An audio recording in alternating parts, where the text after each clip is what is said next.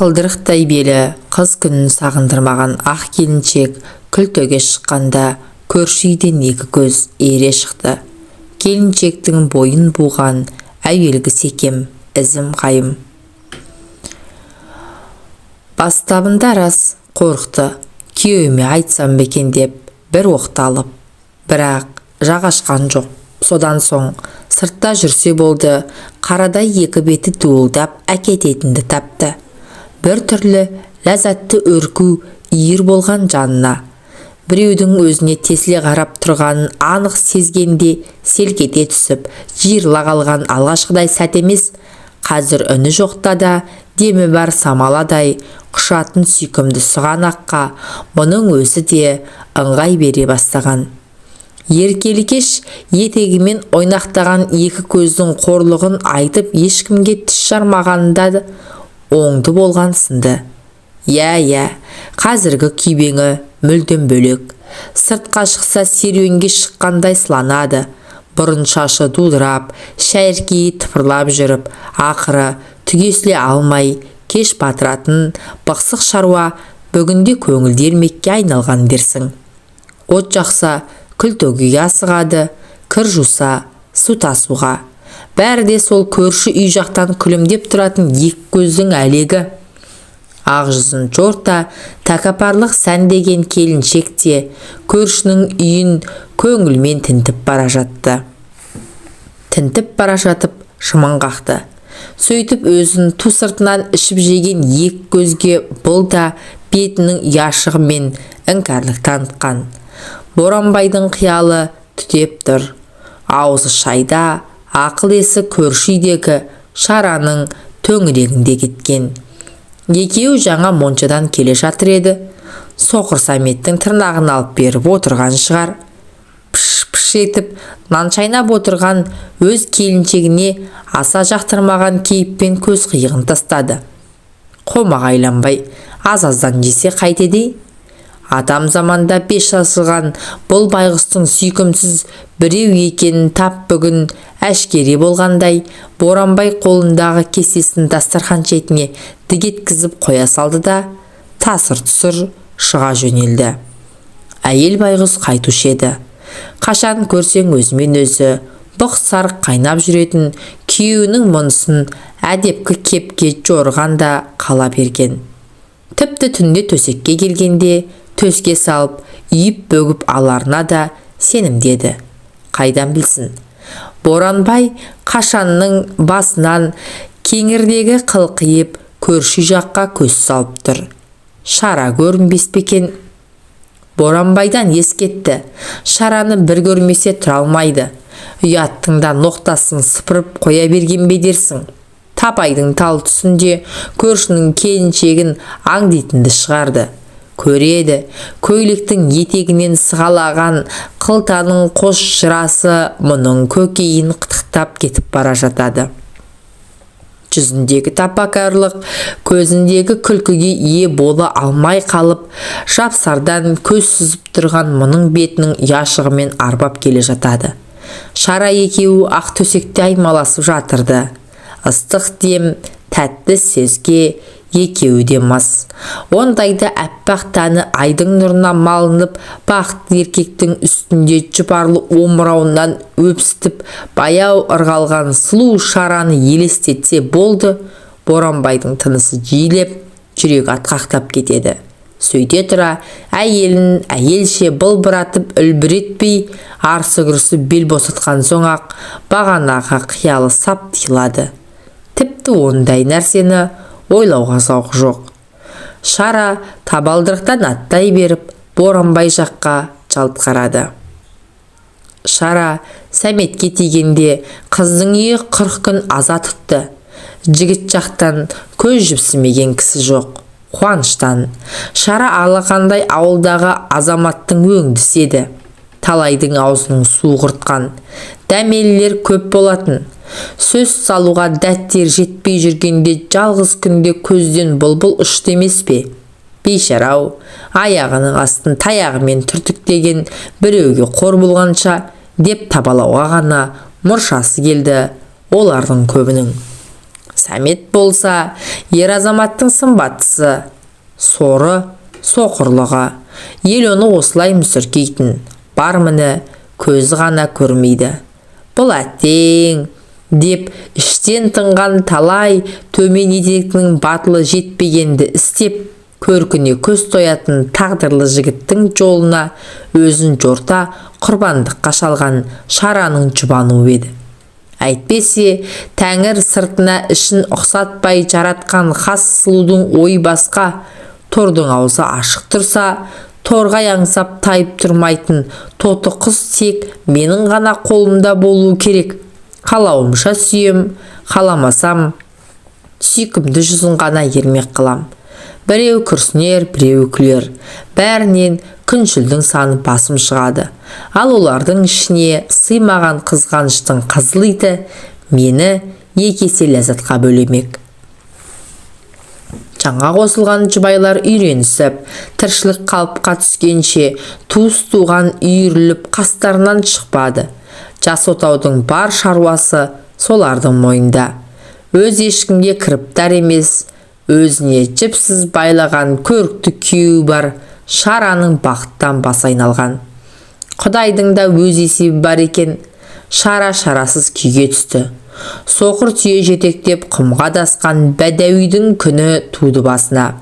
Сәметтің босағасын бірге аттаған астам пиғыл мұны тастай қашқан жоқ дегені болмай көгенде қалды. Зағиптың етегінен ұстап қыз кеткенде райынан қайтара алмай шашын жұлып қала берген шешесі тәп қазір кіріп келсе, мына адам бар, есі жоқ үйді талақ тастап ере қашудан тайынбас еді. Күйзеліп жүргенде көрші жақтан ек көз пайда болды. Түн ауған шақ, Шара аяғының ұшымен басып келіп орнына жатты. Шәй көрпенің сусылы осыншама қатты естілетінін бұрын қалай аңғармаған. Жүрегі аузына тығылды. Ояу жатса ше, ол күйеуінің жүзіне үңіліп қарамақшы болды, бірақ батылы жетпеді. Сосын әлденені есіне алып күлімсірей беріп оқыс селкете түсті. Сәмет ояу болатын. Ұрланып қойнына кірген келіншегінің аяғына аяғын тигізіп еді, құлпытастай суық екен. Анау сып еткізіп тартып ала қойды. Сол сәт мұның көңілінде көрдей түнек тұмшалаған. Аспан биік, әлем кең, су мөлдір болатын. Апасы ерекше мейірімді, бұл шектен тыс еркеді. Сол еркелік төбіне жеткен сүт, мыстан кемпір, жүзін жас жуған апасы, жарық дүниеден тірідей айырыларда көрген көзден көшіп санасына таңба болып басылған соңғы суреттер. Мыстан кемпір байы өлген, бала сүймеген, өмірден шерналар қалап елі бүгілген мүсәпір кемпір. Ел қыдырмайтын, кісі шақырмайтын, көршілерден аулақ, көршілер де көрмегенсіп жүріп жатқан. Жалғыз сиыры барды. Бір күні онысын сауып, сүтін есік алдына қоя сала, қораға қайта кіріп шықса, қаңғалақтап қайдан ғана бара қалғанын Құдай білсін. 4 жасар шолшаңғыл Сәмет күс-күс аяғын шелектегі жыл сүтке малып, ыржалақтап қарап тұр. Онсыз да бала көрсе безге ұстайтын кемпірдің ашуы құйын үйіріп тас жаудырды. Кешкі тымықты тасталған еткен шаң-шың дауыстан бір сұмдықтың болғанын сезіп жүгіріп жеткен апасы мұны іле қашады. Алайда мыстан кемпірдің сүттей жүзіңе тамсанғанды ботадай көзің көре алмай өтсін деген қарғысы бәрібір қуып жетті. Содан бері саңылаусыз бір қараңғылықты қарманумен келеді. Сәмет гүл өсіретін. Я, қарғыс естіген жоқсыз, гүл өсіретін. Мына тіпсіз түнектен тезірек құтылсам деп мағынасыз тыпырлап жүріп уақыт өлтіретін құрал емес. Көз көрмеген соң сөзі де ішке қалған бейбақтың жанын жүдетпеген ерекше ермек. Бір ұшы үйден бақшаға шығатын есіктің жақтауына байланып, содан тура бақшаның төріне дейін 2 қабат жіп тартылды. Белуардан келетіндей етіп, тап осы құлыппен 2-ші қатар 2-ші жақтаудан керілді. Осыдан кейін бақшаның қос бүйірін жалғап, маналарды қиып 2 қатар жіп және тартылды. бір қабат етіліп, тік қатарлардың арасы жарты құлаштай көлденең қатқаны 3,5 төңіректеп өтіп бара жатқан кісі әуелі айқыш-ұйқыш жіпті көріп таңданар еді. Келер сәт есіктің жақтауын сәл сипап тұрып жіпті тауып, енді сол қарманған күйі кібіртіктей басып, керілген жіпті бойлай жүріп барып, көлденең қатарға тірелгенде иегін көтеріп аңырып тұрып қалған соқырдың әрекеті өрмекшінің торына түскен шыбынның жанталасын елестетеді. Алайда сырт көзге солай көрінгенмен Бағдар Сәметтің көңілінде сайрап тұр. Көп бөгелмей қолындағы қос қабат жіптің еңкейіп астынан өте бере көлденең қатарға түскенде кемтардан сауға бергісіз ептілік күтпеген кісінің іші бауыры қолқ ете түсер еді. Сәмет көлденең және тіке тартылған қос қатар жіптің сандағы сызбасын көздеп ойша топырақ астау жасады. Жейдесін шешіп тастап, сол жалаңаш мықынына тиіп тұрған жіпті бойлай шегіншектеп отырып, қара топырағын қопсыта бастады. Ал көлденең тартылған жіп беліне тигенде кілт тоқтап, оң жақты қадам басып, бетін түстіткен теріске бұрылып алды да, тағы да шегіне жылжып отырып, топырақ қопсытты. Міне, астаудың екінші басындағы көлденең жіпте беліне тиді. Енді керісінше солай қарай жарты қадам жылжып еді, сол бүйірмен қапталдағы керулі жіпті сезді. Бағытын терістіктен түстікке түзеп, оң бүйірмен жіпті бойлай шегіне отырып, бұл қатарды да қопсытып шыққан. Үнемі самай тұсында тұратын жіпті сол қолымен ұстаған күйі тізерлеп жылжып, шағын, жеңіл тырмамен қопсыған топырақты тегістей тарап, айналдыра ерне үйді. Шара тесік шелекпен сіркіретіп, суарып берді. Шара басында кеуіндегі өз аңдап байқамаған құштарлыққа қайран қалған. Содан соң жалыға бастаған. Соңында ұзыншақ, аласа жәшіктегі енді тамыр тарта бастаған ұсақ нәзік гүлдерді әуелі аялай сипап көріп, тұрқын, тұсындағы қай жерде екенін біліп алып, сосын саусақтарын тарбита бүгіп, жапырағының үстінен бүркей қорағаштап тұрып, қалақшаны тура тырнағы жанай жүгіріп, тамырын бір уыс топырағымен қоса қопсытып, қазулы жаңа орынды қалақша ұстаған қолдың шынашағымен түртінектеп отырып тауып алып, ептеп отырғызып жатқан күйеуі әр жолы елбірей күлімсіреген сайын Шараның бойында бір мағынасыз қызғаныш оянып келе жатқан.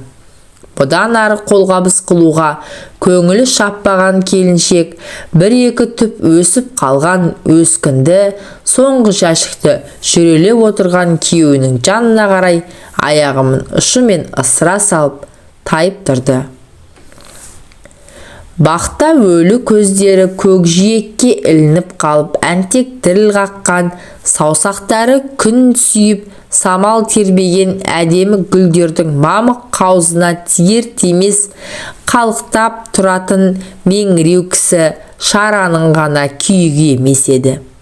Мәшеннің де зығырданы қайнайтын. Мәшен Сәметтердің қабырғалас көршісі.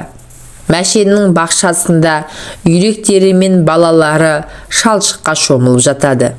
Үйректері көк қызыл қауырсындары жалт-жалт етіп семіздіктен майпаң басады. Балалары қарағайыс. Қатынына анауының да мынауының да үй маңынан ұзап кетпегені жақсы. Мәшен бір түс көреді. Түсінде Сәметтің гүлдері қауызын жара бастапты дейді. Қауыз ашылып ішінен бармақ басындай алтындар домалап түсіп жатыр екен. Келіншегі Шара ел көреді-ау деп қымсынбай, етегін санына дейін түріп алып жалма-жан алтын теруге кірісіпті. Мәшен тамсанып оянады. Тап сол түн мен таң шарпалысқан сәт кірпіктері бұйрық күтіп бас жағында тұрған. Мәшен жын қаққандай атып тұрды да апыл-ғұпыл шалбарын киіп ауын жүре түймелеп сыртқа шықты. Жүгіріп қораға барды.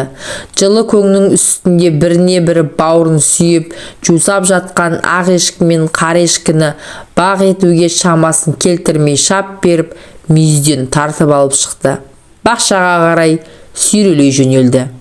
Сосын қара ешкіге міне түсіп мойыннан бұтына қысып тұрып екі үйдің бақшасын бөліп жатқан ортаңғы қашаның бір шарбағын оңай жұлып алды да кебенек келгірді ішке кіргізіп жіберіп деді. Сәмет ояу болатын. Ұрланып қойнына кірген келіншегінің аяғына аяғы тигіп еді, құлпытастай суық екен. Анау сып еткізіп тартып ала қойды. Сол сәт мұның көңілінде көрдей түнек тұмшалаған. Көзі ілінбей, тынысы білінбей ұзақ жатты.